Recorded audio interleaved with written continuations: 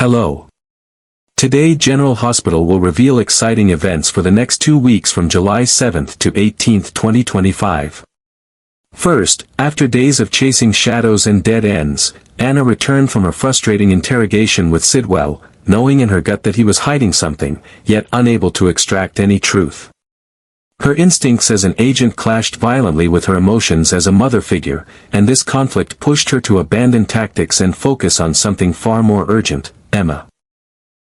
What Anna found upon arrival was not the defiant, brilliant young woman she had once helped shape, but someone quietly unraveling under the weight of her isolation. The lines under Emma's eyes told stories of sleepless nights and silent battles. Anna sat with her, offering the only thing she had left, unspoken solidarity, and a safe space to fall apart. Emma, usually composed and guarded, had reached a breaking point. The stress of everything, from Dalton's secretive research to the fear of being followed, had finally cracked her resolve. Losing Outback, the puppy that had become her emotional tether, felt like the last cruel joke in a season full of betrayals. She knew that if the rightful owner came forward, she'd have to give him up. The thought of that goodbye haunted her, because Outback wasn't just a dog, he had become her anchor, the one living being that didn't demand explanations or secrets. Letting him go meant giving up a small slice of the normalcy she had been desperate to keep. Unbeknownst to her, Vaughn had quietly taken notice. Having watched Emma from a distance, not as a predator, but as someone genuinely intrigued by her passion and pain, he saw the storm swirling around her. When word spread that Emma might lose Outback, Vaughn didn't hesitate. He offered to take the dog, not for himself, but as a guardian who could keep him nearby. It was a gesture that seemed altruistic on the surface, but those who knew Vaughn understood he never moved without purpose. By inserting himself into Emma's orbit, he wasn't just rescuing a dog, he was planting roots where her world was starting to crack. Vaughn's timing was surgical. He used the pretext of connecting with Emma over animal welfare to infiltrate her passion project, a grassroots group dedicated to exposing unethical experimentation on animals. What started as casual interest soon evolved into strategic manipulation. Vaughn offered funding, ideas, and visibility, quickly becoming a pivotal figure in the movement. Emma, emotionally raw and desperate for distraction, embraced his involvement. Slowly, her focus drifted away from Dalton's research, as Vaughn's influence painted it as dangerous, morally questionable, and aligned with the very systems they were fighting. What neither of them realized at first was that their pivot would lead them down an even darker path. While Emma tried to fight for something pure, Vaughn saw an opportunity to unravel Dalton's grip on her, and perhaps even expose something far worse. Together with Sasha, who had begun her own quiet investigation into the strange occurrences surrounding Daisy, the pieces started forming a grotesque puzzle. Sasha had found traces of surveillance devices near Emma's apartment. Devices not issued by the WSB, but something more clandestine, more personal. Vaughn, too, had stumbled across signs that suggested Emma and Daisy were targets in a much larger operation. As Sasha and Emma compared notes, a terrifying realization took shape. The pattern of being watched, of things being moved or rearranged without explanation, wasn't paranoia, it was confirmation. The implication was chilling. Someone wasn't just following them, they were studying them. Sasha, haunted by what had happened to Brando and still healing from her own trauma, recognized the signs of psychological manipulation. Emma, caught between Dalton's brilliance and Vaughn's charm, began questioning whether anyone in her life was truly on her side. Their conversations took on urgency, laced with panic and resolve, as they followed every thread back to its origin. By mid-July, what had started as an emotional breakdown over a lost puppy had escalated into a full-blown conspiracy that tied together Dalton's lab, Vaughn's infiltration, and the mysterious presence haunting Daisy's life. Anna, now aware that her mission had transformed into something far deeper and more dangerous, stood at the edge of a choice: continue interrogating ghosts like Sidwell, or finally confront the truth that had been festering beneath the surface of Port Charles all along. As Vaughn tightened his grip and Sasha chased shadows of her own past, Emma found herself forced to choose between the world she once trusted and the terrifying clarity of everything she had ignored. Second, after enduring Rocco's sudden confrontation over the mystery surrounding his birth and the name Britt Westbourne, Lulu found herself pushed to the edge by the relentless questions she never expected to face so soon. She had rehearsed the possibility of this moment for years, but nothing could have prepared her for the raw pain in her son's voice. As Rocco demanded answers, the timeline she had kept hidden crumbled beneath the weight of his suspicion. Overwhelmed and cornered, Lulu unleashed her anger not just at the situation, but at Brooke Lynn, whom she blamed for the leak.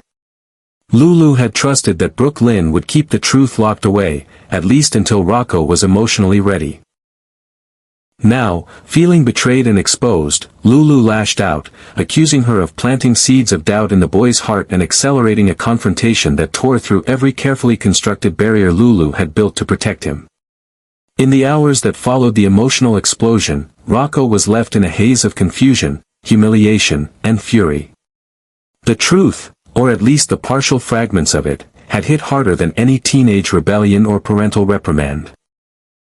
Reeling from the realization that key aspects of his identity had been obscured or outright fabricated, Rocco made a bold choice: he vanished. His disappearance was not out of recklessness, but out of a desperate need to breathe, to think, to reclaim some semblance of autonomy, much like Gio had done when his own life had imploded under the weight of lifelong deception. For Rocco, running was not about rebellion. It was about survival, and in his mind, it was the only way to regain control in a world that suddenly felt like a lie. Meanwhile, another complicated entanglement was taking shape, as Cody made a quiet but calculated move toward Ava. His every glance, every casual encounter, suggested something more than friendship. Ava, still grieving and volatile, found herself drawn to his presence, not because he promised safety, but because he didn't. As this dangerous flirtation simmered, Mac watched from afar with concern, convinced that Cody's heart was meant for someone else entirely. Taking matters into his own hands, Mac began gently nudging Cody and Molly into the same orbit. His matchmaking effort was subtle but deliberate, hoping the stability of Molly's intellect and passion could counterbalance the storm brewing around Cody and Ava. And with Christina pulled deeper into dangerous territory, Mac saw this as a chance for Cody to anchor himself to something real before it was too late. Elsewhere, Felicia received unsettling updates regarding Jacinda, news that could finally allow Curtis the meeting he had been fighting to secure. Drew, meanwhile, saw an opportunity in the shadows, prepared to make his next move just as Kai's cryptic warning echoed in his mind. It seemed Kai had betrayed more than just a conversation. He had exposed Curtis' intentions surrounding Jacinda to Drew, setting in motion a chain of events that would alter alliances across Port Charles. When Trina learned of Kai's actions, her fury was swift and unforgiving. She had trusted him implicitly, believing he was one of the few who respected the sanctity of her circle. But now, that trust had fractured beyond repair. For Trina, Kai's betrayal wasn't just about loyalty. It was about deception at the core of who she believed he was, and the terrifying realization that perhaps no one in her world was truly safe anymore. Third, Michael had always carried the weight of responsibility with an air of quiet resolve, and in the face of growing tension and emotional chaos surrounding those he cared about, he now stepped forward with the intention of offering peace. His presence alone seemed to ground the room, particularly for Sasha, who had been visibly shaken by the ripple effects of a disturbing incident involving Daisy. Though Sasha struggled to articulate the sense of dread clinging to her in the aftermath, Michael's calm approach provided the first glimmer of stability she had felt in days. Without needing to dominate the moment, he reassured her not with promises, but with presence. A reminder that someone still understood the gravity of what Daisy had endured and cared enough to ensure they wouldn't face the storm alone. While Michael sought to comfort Sasha, a separate emotional reckoning was brewing between him and Willow. Drew had been clear in his warning: any deal with Michael, any opening that could blur boundaries or shift control, was unacceptable in his eyes. But Willow, whose heart had not entirely turned to stone, was beginning to waver. The man she once loved stood before her not as a threat, but as a father longing for connection, not chaos. Against Drew's objections, Willow entertained the idea of seeing Michael again, if only to hear what he had to say. She told herself it was about the children, about clarity and closure, but deep down, part of her knew it was also about reclaiming her own agency, a right Drew had slowly stripped away behind a curtain of protectiveness. Michael, ever the strategist despite his emotional wounds, laid out the terms of a proposal, one that allowed for distance from Willow's complicated life with Drew, in exchange for regular access to their children. It wasn't a demand. It was a plea for peace, for a chance to be present without igniting further conflict. Though he bore the scars of the past, Michael made no attempt to resurrect what had been lost between them romantically. Instead, he focused on the future. On Wiley and Amelia, and the kind of father he still believed he could be. His tone was firm, but not forceful. It was an offering of balance, one Willow could accept without burning bridges. Yet even with the best of intentions, Willow found herself caught between two men whose visions for her future could not coexist. Drew expected unwavering allegiance, a life insulated from past attachments. But Michael had reminded her that the children were not pawns in a war, and neither was she. The question lingered, would Willow seize control of her own narrative and work out a quiet agreement with Michael for the sake of their children, or would she allow Drew's influence to silence her voice once more? The choice loomed heavily, not just for Willow, but for the fragile piece that still hung by a thread in their fractured family. Fourth, during the week of July 14th to July 18th, the fallout from Rocco's bold decision will begin to take shape, sending shockwaves through both his family and the broader Port Charles community. After the emotional storm surrounding his birth truth and the tension that followed, Rocco's disappearance forces Lulu and Dante into an uneasy alliance once again, united in fear for their son. As their search begins, it becomes clear that Rocco's actions were not just impulsive. They were the culmination of years of emotional neglect and suppressed truths. His absence weighs heavily on both parents, who now must grapple not only with locating their son but with the deeper realization that the secrets they kept have left lasting wounds. Amidst this crisis, Gio finds himself at a crossroads. Despite the complex history he shares with Dante and Lulu, Gio is unable to ignore the fact that Rocco is his half-brother, and that family, regardless of blood or betrayal, is still family. With a quiet resolve, Gio steps forward and offers to help find Rocco. It's not about redemption or proving his worth to Dante, it's about doing what's right. Joe's instincts, shaped by years of observing the world from the shadows, may prove crucial in tracking down the troubled teen. And while his relationship with Dante remains strained, this moment gives Gio a chance to rewrite the story, to become a stabilizing force for someone else the way no one had been for him when he needed it most. As Gio throws himself into the search, Dante is forced to confront his own assumptions about his older son. Watching Gio step up when it matters most begins to thaw the ice that has lingered between them for months. Dante, once skeptical of Joe's intentions and wary of the emotional scars he carried, finds himself grateful, truly grateful, for the calm and compassion Gio brings to a chaotic situation. The search becomes a test of trust, and while words are still few, the silent understanding between them begins to grow. It doesn't erase the past, but it cracks the surface of their damaged bond, offering hope that healing is not only possible, it's already begun. Elsewhere, the long-simmering feud between Sidwell and Sunny threatens to reach a boiling point, but it's no longer just a personal vendetta. With layers of corruption, revenge, and suspicion clouding the truth, the death of Natalia Ramirez becomes the spark that sets off a darker chain of events. Marcy Rios, still reeling from the loss of someone he admired and perhaps even loved, becomes convinced that Sunny is behind Natalia's demise. Whether the evidence is real or planted doesn't matter. What matters is belief. And Marcy believes he's found the true villain, even if the rest of the city refuses to see it. As grief twists into fury, Marcy begins to drift toward the darker edges of Port Charles. The righteousness that once defined his legal work begins to erode, replaced by a thirst for justice on his own terms.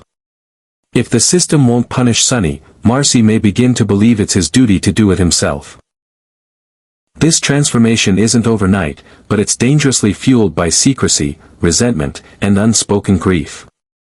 The man who once stood as a voice of reason may now become the newest pawn in a silent war, one that could change the power dynamics of the underworld forever. Caught in the crossfire is Marco, whose deepening relationship with Lucas is suddenly threatened by Marcy's descent. Lucas, who has just begun to trust and open his heart again, senses something unraveling in the man he's come to care for. Marcy's growing obsession with Sonny and his refusal to let go of Natalia's case cast a long shadow over their romance. The emotional intimacy that once felt safe now feels like quicksand. As Marcy's pursuit of vengeance draws him closer to the criminal underworld, the fragile foundation he built with Lucas begins to crack. What once seemed like a chance at happiness may now become collateral damage in a war none of them saw coming. Finally, as July draws to a close, the long-anticipated return of Kelly Thiebaud promises to electrify General Hospital and reignite one of its most emotionally charged mysteries. Whether Thiebaud reprises her iconic role as Britt or emerges in a surprising new character, her reappearance is already stirring speculation among fans who have been waiting for closure, resurrection, or revelation. The timing of her return, set against the backdrop of several intersecting investigations and emotional reckonings, suggests this is no simple cameo, it's a narrative pivot point that could reshape everything. The ambiguity surrounding Thiebaud's role adds to the intrigue. While Britt was presumed dead, viewers of General Hospital know that no death is final until the body is buried twice. Whispers of medical deception, secret experimentation, and off-the-grid recoveries have lingered ever since Britt's tragic exit. If Thiebaud is, in fact, playing Britt again, then her reappearance could confirm suspicions that she was rescued, hidden, or perhaps altered in some way. Alternatively, if she's portraying a new figure, perhaps one shaped by genetic science, then her identity could be at the center of one of the show's most ambitious sci-fi arcs to date. This brings the story directly into the orbit of Professor Henry Hank Dalton, whose secretive genetic research has already drawn the scrutiny of several characters. There have been scattered hints, shadowy files, locked doors, suspicious vials, that his work may have crossed ethical lines and ventured into cloning or human replication. With Thiebaud's return aligning with these developments, it's increasingly likely that her character is either a product of Dalton's experiments or a victim who managed to escape. Either possibility carries explosive consequences for Port Charles and the tangled relationship still reeling from her original departure. As the investigation heats up, Jocelyn and Jason find themselves pulled deeper into Dalton's web of secrets. Each pursuing their own angles, they both begin to uncover chilling similarities in their findings, missing DNA samples, manipulated medical records, and a string of unexplained disappearances. What began as a personal mission for Jocelyn to protect her loved ones and a redemptive pursuit for Jason now becomes something far greater. When their paths finally converge, it may lead them straight into the heart of Dalton's lab, and to the truth about Britt, who may have never truly been gone. Their alliance is both unexpected and uneasy, built on mutual respect but haunted by unresolved pain. Jason, still grappling with the ghosts of those he's lost, finds in Jocelyn a fierce determination that reminds him of why he once fought for justice in the shadows. Jocelyn, meanwhile, begins to understand that the answers she seeks may come at a cost she's not yet ready to pay. But neither can walk away. With Thiebaud's character at the center of the mystery, the final confrontation with Dalton could unearth more than just a scientific scandal, it could reveal betrayals, suppressed memories, and a terrifying glimpse of the future. Behind the scenes, spoilers promise that the final 2 weeks of July will be packed with emotional upheaval and dramatic twists. The return of a major character, the intersection of key storylines, and the unraveling of deep conspiracies all point toward a storm of revelations. General Hospital is setting the stage for a reckoning that spans family, science, and identity, one that challenges how far people are willing to go for those they love, and what they're willing to sacrifice to get them back. For now, all eyes are on Thiebaud and the mystery surrounding her return. Is she truly Britt, reborn through science and secret schemes? Or is she someone new, someone born of chaos but destined to restore balance in a town where truth is always just out of reach? One thing is certain, her reappearance is not just a callback, it's a catalyst, and it's about to ignite the next great chapter of Port Charles history.